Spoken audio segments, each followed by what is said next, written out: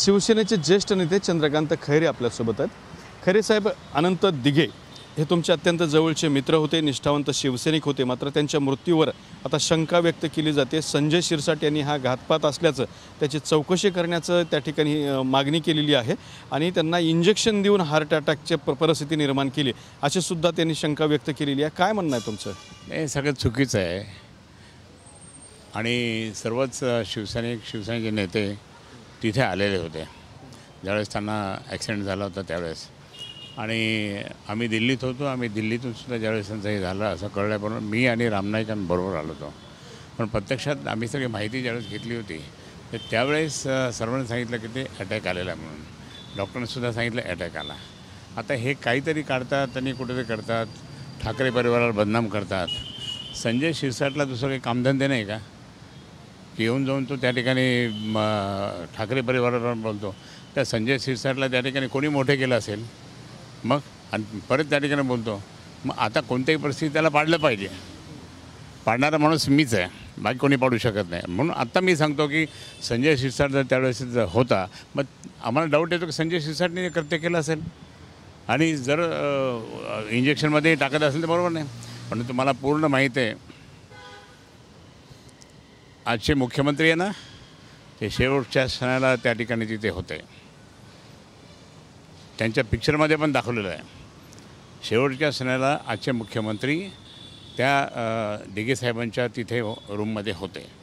आता आम्हाला माहीत नाही कोणी काय केलं काय तर तुम्ही त्याला पण विचारा ना, एकनाथ शिंदेना विचारा तुम्ही त्या ठिकाणी होते। मग तुम्ही हा संजय बोलतो असं काय सांगा ना मग तुम्ही, म्हणजे उगाच बदनाम करायचं। आज इतकं चांगली प्रतिमा त्या ठिकाणी आनंद दिघे साहेबांची आहे, खराब करायची, काहीतरी करायचं, हे नीच कृत्य संजय शिरसाट करतात, हे बरोबर नाही, योग्य नाही। तुमचं असं म्हणणं आहे की हे संजय शिरसाटनेच कट रचला असावा असं काहीतरी? आता तो जर बोलायला लागला इतक्या वर्षानंतर तर मग होऊ शकतं ते हा कट त्यांनी रचला असेल मुख्यमंत्र्यांच्या बरोबर बसून। पण मुख्यमंत्र्यांना विचारणार की मुख्यमंत्री त्या दिवशी शेवटच्या घटकेला त्या ठिकाणी होते, तर मग त्यांना माहीत असेल ना, मग त्यांना विचारलं पाहिजे ना, त्यांना विचारा ना तुम्ही हे काय झालं। ते काय बोलत नाही, म्हणजे काहीतरी याच्यात गोलमाल तेच करतायत आणि ठाकरे परिवाराचं नाव खराब करतात, बरोबर नाही असं। मी आणि आनंद दिघे साहेब, त्याचप्रमाणे शिशिर शिंदे, आम्ही तिघांनी गुरुपौर्णिमा सुरू केली होती आणि गुरुपौर्णिमा सुरू करून त्या दिवशी एक वर्षी तर त्या ठिकाणी साहेब कोणाला भेटतच नव्हते। मी आनंद दिघे साहेब आणि शिशिर शिंदे आम्ही कुठे गेलो होतो माहिती आहे ना, त्यांच्या बंगल्यावर गेलो होतो आणि तिथे बंगल्यावर जाऊन त्या ठिकाणी बाहेर थांबलो, आम्हाला घेतलं नाही। नंतर मग परत आले, परत घेतलं नाही। मग 1-2 तासानंतर आम्हाला बोलवलं, मग रागावले। मग आम्ही म्हटलं साहेब गुरुपौर्णिमा असते तिथे, मग आम्हाला त्या ठिकाणी तुम्ही दर्शन दिलं पाहिजे, पूजन केलं पाहिजे। ते रागवले, मग बसवलं आणि आम्ही पूजन केले। त्यानंतर आम्हाला जेवण पण दिलं साहेबांनी, इतकं प्रेम होतं त्यांचं। मग साहेबांचं इतकं प्रेम जर आनंद दिघे साहेबांवर होतं, हा आरोप कशा करता करायचा? मुद्दाम साहेबांच्या फोटो लावून तुम्ही पूजा करायला लागली, साहेबांचे फोटो लावून तुम्ही पूजा करता आणि साहेबांचा फोटो लावून त्या ठिकाणी म्हणता की आम्ही बाळासाहेबांची कडवट शिवसेना, मग त्यांच्या परिवाराला तुम्ही दोष देता, हे चुकीचं आहे। म्हणून मला डाऊट येतो की यांचंच कट कारस्थान काहीतरी असेल। पण आनंद दिघेंचं प्रस्थ वाढायला लागलं होतं म्हणून नाही, तसं काही नसतं, असं काही नसतं।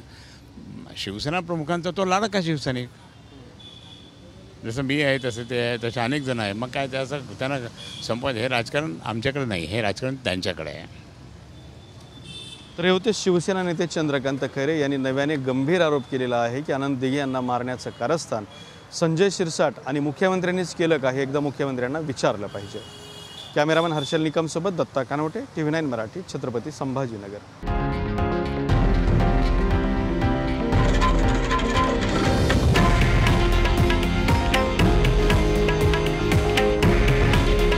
हे आहे देशातील नंबर 1 न्यूज नेटवर्क आणि आपण पाहत आहात TV9 मराठी।